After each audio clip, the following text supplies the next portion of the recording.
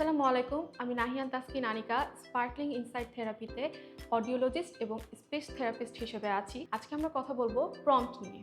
আমাদের চারপাশে ছোট থেকে বড় শুরু করে বড় পর্যন্ত এমন অনেক মানুষ দেখতে পাই যারা কথা বলতে চায় অথবা মনের অনুভূতি প্রকাশ করতে চায়, তারা অনেক সময় আটকে যায় অথবা যেটা বলতে চায় সেটা বলতে পারছে না। সেই ক্ষেত্রে প্রম্পট সেতুবন্ধন হিসেবে কাজ করে, যেখানে স্পর্শের মাধ্যমে শেখানো হয় শব্দ। প্রম্পট একজন বাচ্চার motor control, pronunciation and overall communication improve করতে সাহায্য করে। প্রম্পটের কিছু ধাপ বা স্টেজ রয়েছে যা কথা বলার ক্ষেত্রে সচেতনতা বৃদ্ধি করে। প্রম্পটের প্রত্যেকটা stage different level of motor speech awareness represent করে।